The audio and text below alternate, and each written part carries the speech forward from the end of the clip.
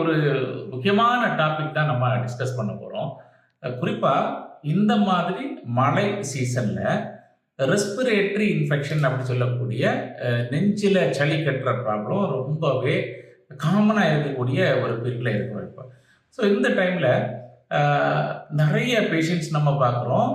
நம்ம வீட்டில் இருக்கக்கூடியவங்க, பக்கத்து வீடாக இருக்கும், அல்லது நம்மகிட்ட கன்சல்டேஷன் பண்ணக்கூடியவங்களாக இருக்கட்டும், ஆஸ்மாட்டிக் ட்ரபிளோட நிறைய பேஷண்ட்ஸ் வர்றாங்க. ஆஸ்மாட்டிக் ட்ரபிள் அப்படின்னா என்ன? மூச்சு விடுறதுல சிரமமாக இருக்கக்கூடிய ஒரு பிரச்சனை. அது ஒரு சுவாச குழாய் சம்பந்தமான ஒரு பிரச்சனை. அதாவது மூக்கு, தொண்டை பகுதி, தொண்டையிலிருந்து மூச்சு குழாய்க்கு ஒரு கனெக்ஷன் போகுது. அதுக்கப்புறமா அந்த மூச்சு குழாய் ரெண்டாக பிரிஞ்சு ரெண்டு பக்கம் இருக்கக்கூடிய நுரையீரல், அதாவது லங்ஸுக்குமே அது ஸ்பேஸ் கொடுக்குது. ஸோ இந்த மாதிரி இருக்கக்கூடிய இந்த மூச்சு குழாயில் அந்த மெயின் பிராங்கஸ் அப்படின்றதுலையோ, அல்லது ரெண்டு பக்கம் இருக்கக்கூடிய ரைட் அண்ட் லெஃப்ட் பிராங்கஸ்லையோ, அல்லது அதுக்குள்ளாடி இருக்கக்கூடிய சின்ன சின்ன பிரிவுகள், அதாவது பிராங்கியூல்ஸ் அப்படின்னு சொல்லுவாங்க, அதுக்குள்ளாடியோ ஒரு தடங்கள் இருந்துச்சு அப்படின்னா மூச்சு விடுறதுல சிரமம் வரும். ஸோ இது ஒரு அப்நார்மல் சவுண்டையும் கிரியேட் பண்ணும். ஒரு வயலின் சவுண்டு மாதிரி, ஒரு மிக்சட் மியூசிக்கல் சவுண்ட் மாதிரி நம்ம ஸ்டெத்தஸ்கோப் வச்சு பார்த்தா தெரியும். ஸோ இதுதான் ஆஸ்மாட்டிக் ப்ராப்ளம் அப்படின்னு சொல்லுவாங்க. ஓகே, நான் இப்போ இந்த வீடியோ எதுக்காக ஷேர் பண்ணுறேன் அப்படின்னா, வீசிங் ட்ரபிள் இருக்கக்கூடிய எல்லாருமே ஆஸ்மாட்டிக் அல்லது ரியல் ஆஸ்மாட்டிக் பேஷண்டா அப்படின்றதுக்காக தான் இந்த வீடியோ நம்ம ஷேர் பண்ணுறோம்.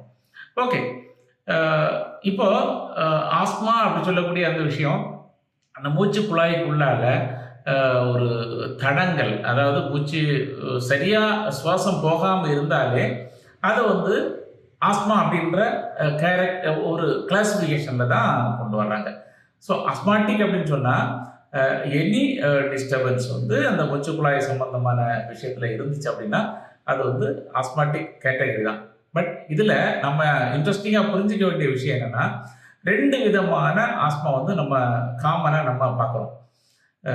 என்னென்னா, இப்போ சப்போஸ் ஒரு ஆள் இருக்காங்க, அவங்க ஒரு 1 year old, அதாவது அந்த நபர் வந்து 1 வயசு குழந்தையாக இருக்கும்போதே அல்லது 6 months பேபியாக இருக்கும்போதே அந்த ஆஸ்மாட்டிக் ட்ரபிள் அல்லது மூச்சு பிரச்சனை அல்லது சுவாச பிரச்சனை வந்து இருக்குது.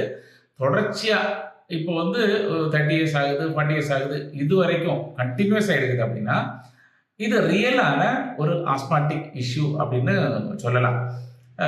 இது ஆக்சுவலி இந்த அட்டோபிக் இண்டிவிஜுவல்ஸ் அப்படின்னு சொல்லக்கூடிய ஒரு வகையில் இது வரும். அதாவது ஒரு அலர்ஜிக், அவங்க பாரம்பரியமாக, அதாவது ஹெரிடிட்ரியாகவே உள்ள ஒரு தொடர்போட சம்பந்தப்பட்ட ஒரு ஆஸ்மா.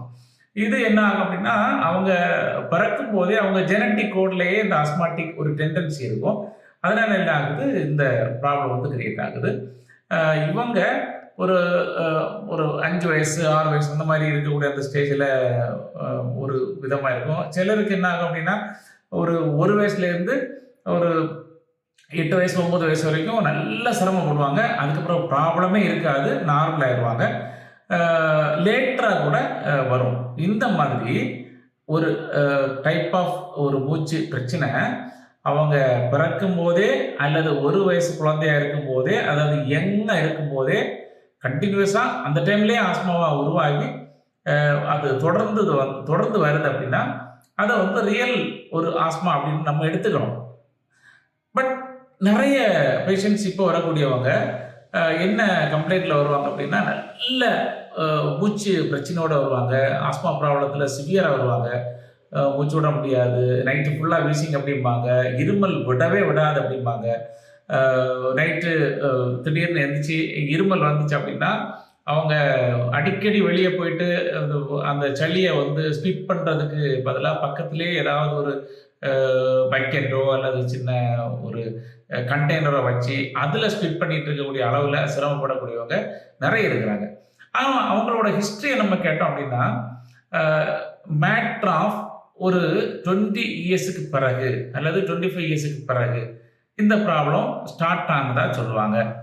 பட் அதுக்கு முன்னாடி சின்ன குழந்தையில அவங்களுக்கு ப்ராப்ளம் இருந்தா அப்படின்னு கேட்டால் அந்த ஹிஸ்ட்ரியே கம்ப்ளீட்டாக இல்லை அப்படிம்பாங்க. ஃபேமிலி மெம்பர்ஸில் யாருக்குமே கிடையாது அப்படிம்பாங்க. அவங்க பேரண்ட்ஸ்கிட்ட விசாரிச்சா கூட அந்த ஆட்கள் வந்து குழந்தையா இருக்கும்போது ப்ராப்ளமே இல்லைன்னு சொல்லுவாங்க. இந்த வகையான பிரச்சனை என்ன அப்படின்னு நம்ம அனலைஸ் பண்ணி பார்த்தோம் அப்படின்னா, சாதாரணமான ஒரு அலர்ஜி தும்மல் அப்படி நம்ம வந்து நிறைய நபர்களை பார்ப்போம்.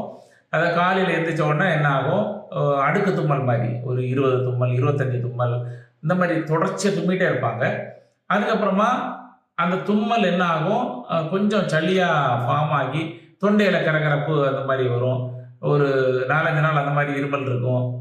ஸோ கண்டினியூஸாக வந்து இந்த தும்மல் ப்ராசஸ்ஸு, த்ரோட்டில் இரிட்டேஷன் ஆகிறது, மீண்டும் மீண்டும் அந்த தும்மல் வர்றது, இந்த மாதிரியான ப்ராப்ளத்தினால அந்த மூச்சு குழாய், அதாவது மூக்கு, தொண்டை பகுதி, மூச்சு குழாய் பகுதி இதில் எல்லாமே இன்ஃபெக்ஷன் ஆகி அதில் இருக்கக்கூடிய அந்த மியூக்கஸ் மெம்பரேன், அதாவது ப்ரொடெக்டிவ் லேயர் அப்படின்னு சொல்லக்கூடிய ஒரு சளிச்சவு இருக்கும் மூச்சு குழாயில். அந்த சளிச்சவோட வேலை முக்கியமானது என்னென்னா, டஸ்ட் பார்ட்டிகளோ அல்லது வேறு ஏதாவது ஃபாரின் பாடி மெட்டீரியல் எல்லாம் உள்ள தேவையில்லாமல் நுழைஞ்சுது அப்படின்னா லங்ஸை பாதிக்கும். அப்படின்றதுனால பாதுகாப்புக்காக அது ஒரு இந்த வேடன் வலை விரிச்சு பறவைகளுக்காக வச்சிருக்கிற மாதிரி உள்ளுக்குள்ளால இந்த டஸ்ட் பார்ட்டிகிள்ஸ் எல்லாம் போச்சுதுன்னா அந்த சளி இம்மீடியட்டாக ஃபார்ம் ஆகும். அந்த சளி அவ்வளோவுமே அந்த வரக்கூடிய தூசுகள் எல்லாமே அப்படியே அப்சார்வ் பண்ணி இருமும் போது சளியாவது வெளியேறிடும். இந்த மாதிரியான ஒரு ப்ரொடெக்டிவ் மெக்கானிசமாக இருக்கக்கூடிய அந்த சளி சவுல வரக்கூடிய அந்த செக்ரிஷன் தேவையில்லாமல் டெய்லி மாச கணக்கில் வருஷ கணக்கில் இந்த ரெகுலர் ப்ராசஸ், அந்த தும்மல், மூக்கு ஒடுகள், சளி ஃபார்ம் ஆகிறது இதெல்லாம் இருந்துட்டு இருந்தது அப்படின்னா அது என்ன ஆயிரும், ஒரு சின்ன இன்ஃப்ளமேஷன் அப்படின்ற கண்டிஷனுக்கு போகும், வீக்கம் ஓடும். ஸோ இதனால அதாவது அவங்க ரொம்ப நார்மலாக ஒரு அடல்ட் ஏஜ் வரைக்கும் வந்துட்டு அதுக்கு பிறகு நடுவில் வந்த இந்த ப்ராப்ளத்தினால அவங்களுக்கு என்ன ஆகும், வீசிங் வர்றதுக்கு வாய்ப்பு உண்டு. இதை வந்து பிராங்கைட்டிஸ் வெரைட்டி அப்படி சொல்லுவாங்க. இதில் வந்து அக்யூட் பிராங்கைட்டிஸ் அப்படின்னா ஒரு 2 வாரம் 3 வாரம் 1 மாதத்துக்கு முன்னாடி இருந்துச்சு அப்படின்னா அக்யூட் பிராங்கைட்டிஸ் அப்படின்ற கேட்டகரி.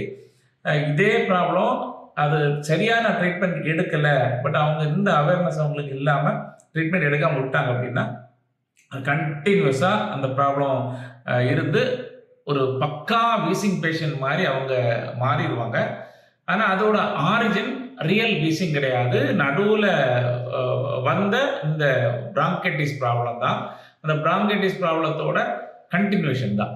ஓகே, இந்த ப்ராப்ளம் இருக்கக்கூடிய நபர்களுக்கு ரொம்ப ஏர்லியரான ஸ்டேஜில் தும்மல், அடுக்கு தும்மல், மூக்கு ஒழுகிறது, விடாமல் அலர்ஜின்னு சொல்லக்கூடிய கம்ப்ளைண்ட் இதெல்லாம் இருக்கும்போதே ப்ராப்பராக நம்ம சித்தா ட்ரீட்மெண்ட் எடுத்துக்கிட்டாங்க அப்படின்னா ரொம்பவே அவங்க ஈஸியாக சேஃபாக ப்ராப்ளம் இல்லாமல் செட்டில் ஆகிடுவாங்க.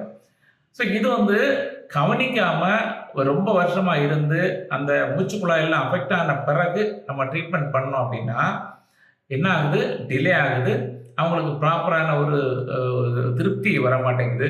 இந்த டியூரேஷனுக்குள்ளாவே அவங்க ஏதாவது ஒரு அலர்ஜி சம்மந்தமான ஒரு ஆஸ்மா சம்மந்தமான ஒரு டாக்டரை பார்த்தாங்க அப்படின்னா அவங்க நிறைய டாக்டர்ஸ் வந்து இன்ஹேலர்ஸ் அப்படின்னு சொல்லக்கூடிய அந்த சுவாசத்தில் மூச்சு இழுக்கக்கூடிய ஒரு மருந்தை கொடுத்துருவாங்க. அந்த இன்ஹேலர்ஸ் அதில் வந்து நிறைய வெரைட்டி இருக்குது. நார்மல் இருக்குது, ஸ்டீராய்டல் இன்ஹேலர் இருக்குது, ரொம்ப ஸ்ட்ராங்கான மெடிசின்ஸ் எல்லாமே இருக்குது. அதை அவங்க யூஸ் பண்ணி ஒரு திருப்தி கண்டுட்டாங்க அப்படின்னா அதுக்கப்புறமா அவங்களுக்கு வந்து எந்த மெடிசின் சாப்பிட்டாலுமே அந்த அளவுக்கு திருப்தியே வர்றதில்லை. ஸோ என்ன ஆகுது, அவங்க லைஃப் லாங் அந்த இன்ஹேலர்ஸை யூஸ் பண்ணுற மாதிரி ஒரு சிச்சுவேஷன் போகுது. ஸோ அந்த அளவுக்கு நம்ம அனுமதிக்கக்கூடாது. ஸ்டார்டிங்லேயே இந்த மாதிரியான சின்ன ஒரு தும்மல், அலர்ஜி இந்த மாதிரியான விஷயங்கள் இருக்குது அல்லது சைனஸ் ப்ராப்ளம் இருக்குது அப்படின்னா நம்ம வந்து ப்ராப்பரான டைமில் ட்ரீட் பண்ணிட்டோம் அப்படின்னா இந்த டைப் ஆஃப் பிராங்கைட்டிஸ் அப்படின்னு சொல்லக்கூடிய ஒரு விதமான ஆஸ்மா ப்ராப்ளம் வராமல் தடுத்துடலாம். ஸோ நம்ம இன்னைக்கு வந்து ஒரு 2 மேஜர் வெரைட்டி நம்ம பார்த்துருக்குறோம். ஒன்று ரியலான ஒரு ஆஸ்மாட்டிக் இண்டிவிஜுவல்ஸ், குழந்தையிலேருந்தே வரக்கூடிய ஒரு விஷயம். இந்த குழந்தையிலேருந்தே வரக்கூடிய விஷயத்தை கட்டுப்படுத்த மட்டும்தான் முடியும். பட் அவங்களோட ஜெனட்டிக் கோட்லேயே அந்த விஷயம் இருக்கிறதுனால முழுமையாக வந்து அதை செட்டில் பண்ணி க்யூர் அப்படின்ற வார்த்தை வந்து அவங்களுக்கு பயன்படுத்த முடியாது. ஆனால் அவங்க சித்தா மெடிசின் எடுக்கும்போது மெஜாரிட்டி பேஷண்ட்ஸ் ஒரு 100 பேர் சாப்பிட்டாங்க அப்படின்னா ஒரு 80% பீப்புள் என்ன ஆகுறாங்க, அவங்க எந்த ப்ராப்ளம் இல்லாமல் நல்லாவே இருக்கிறாங்க. பட் அது க்யூர் ஆகிடுச்சு அப்படின்னு வந்து டிக்ளேர் பண்ண முடியாது. ஸோ அந்த பிராங்கைட்டிஸ் அப்படின்னு சொல்லக்கூடிய செகண்ட் வெரைட்டி ப்ராப்பரான டைமில் ட்ரீட் பண்ணால் கம்ப்ளீட்டாக 100% க்யூர் பண்ணிடலாம். அல்லது ஒரு அட்வான்ஸ் ஒரு அக்யூட் பிராங்கைட்டிஸ் அப்படின்ற ஸ்டேஜ் இருந்துச்சு அப்படின்னா ஒரு 3 மாதம் வரைக்கும் கூட ஆகலாம்.